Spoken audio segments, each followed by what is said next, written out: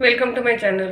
आज आपण बनवणार आहोत काळ्या मसाल्यातील भेंडीची भाजी। बघा इथे आपली मस्त अशी काळ्या मसाल्यातील भेंडीची भाजी तयार झाली आहे।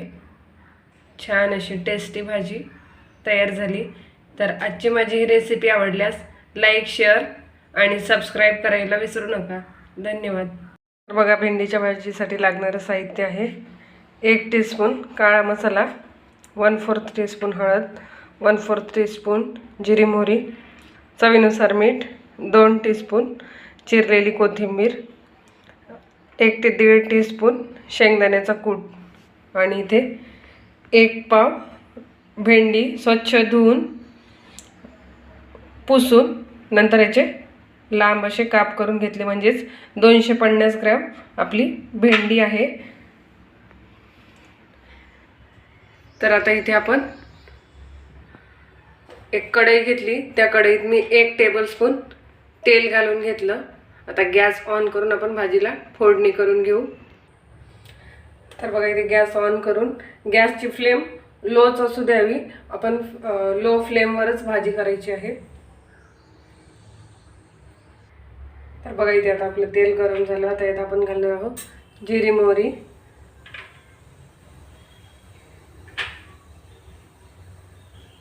1/4 टीस्पून हळद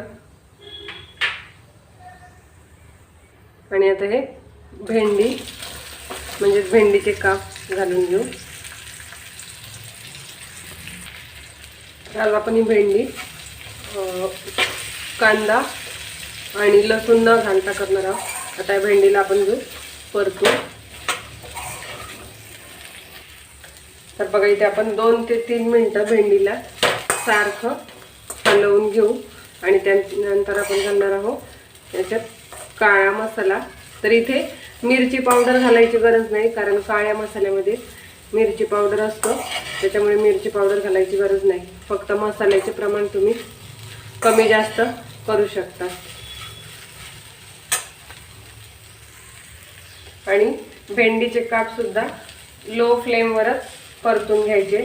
तर आपल्याला इथे लो फ्लेमवरच भाजी परतून घ्यायची आहे।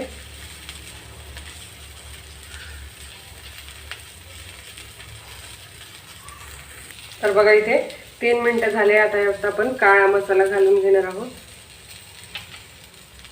आणि परत याला थोडंसं परतून झाकून घेऊ।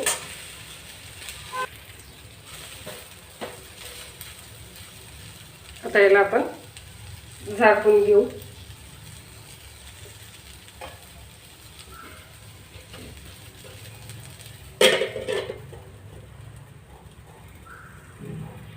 तर बघा इथे 5 ते 6 मिनिटं झाले। आता एकदा आपण भाजी चेक करून घेऊ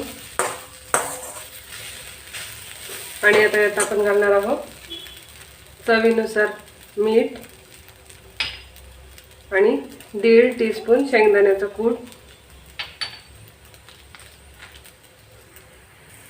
आणि परत याला 2 ते 3 मिनिटं झाकून ठेवू। तर बघा इथे आता 2 ते 3 मिनिटं झाले। आता यात आपण घालून घेऊ कोथिंबीर आणि एकत्र करून घेऊ आणि आता गॅस बंद करू। तर बघा इथे आपली मस्त अशी काळ्या मसाल्यातील भेंडीची भाजी तयार झाली आहे।